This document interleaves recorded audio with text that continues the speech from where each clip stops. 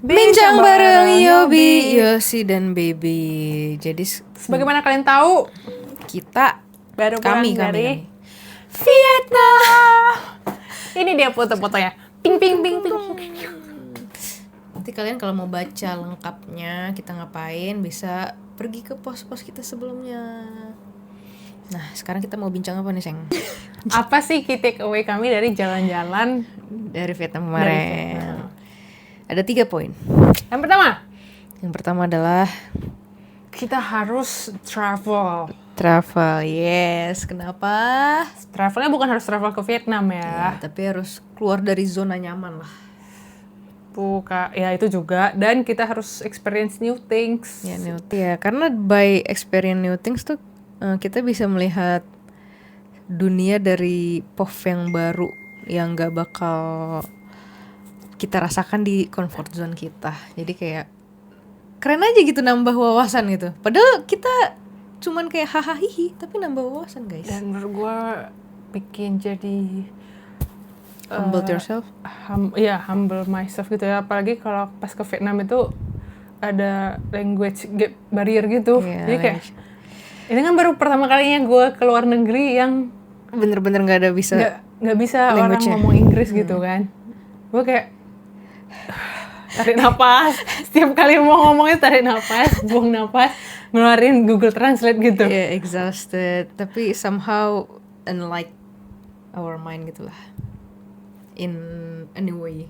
Ya, jadi mungkin juga belajar cara berkomunikasi dengan local. Ya, locals and stranger. Yang kedua adalah bersyukur. Kenapa kita harus bersyukur?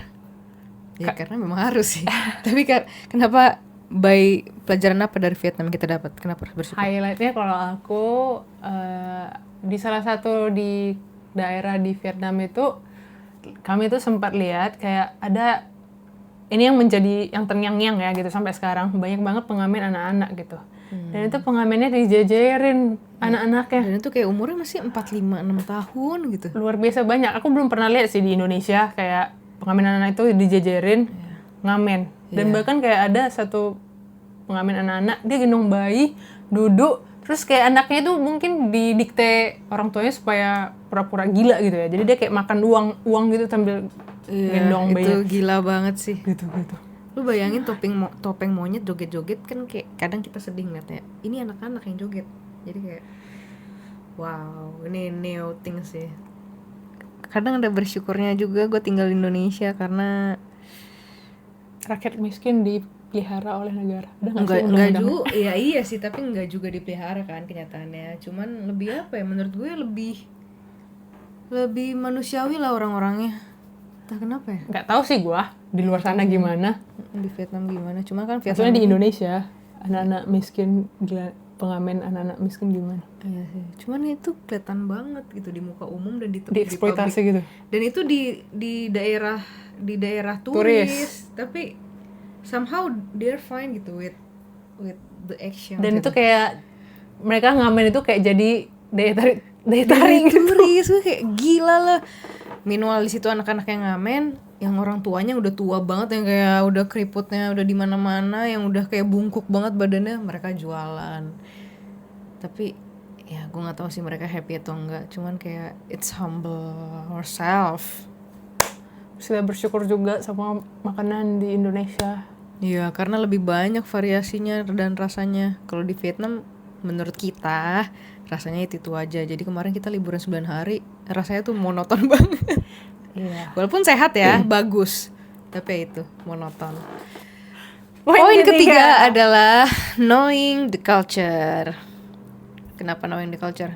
Karena kita di situ posisinya adalah orang asing gitu. Kita bertamu ke rumah orang lain. Iya, jadi di Vietnam itu banyak banget situs turis yang udah lama, udah jadul, dan kalau mau datengin ke tempat itu tuh harus pakai baju yang sopan. Jangan asal mentang-mentang udah di luar Indonesia, bukan negara muslim, baru tapi jadi semena-mena enggak, tapi kita tetap harus sopan, modas. Terus menurut aku sih sebenarnya harus tahu bahasanya ya mungkin ya, tapi ya kayak kita kan nggak punya waktu, minimal basic basic language lah ya. Iya, kayak Sapa-sapaan. thank you, come on.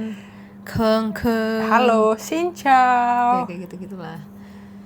Terus apa lagi ya? Udah sih itu aja. Terus respect aja sih sama orang yang kita temuin di sana. Kalau ngomong juga ya udah, walaupun mereka agak kasar tapi kita jangan kasarin balik. Ya udah, halus-halus aja, sopan-sopan aja. Kadang mereka nggak ngerti juga sama bahasa kita, bahasa Inggris pun mereka juga nggak ngerti. Jadi kayak sabar-sabar aja. Jadi that's Key takeaway key kita takeaway dari Vietnam. Dari traveling. Semoga ada kesempatan dan research Yobi ke mana ya? mana lah ya. Ayo kan mau Yobi kemana tapi sponsor. Yaudah, that's all. Ciao.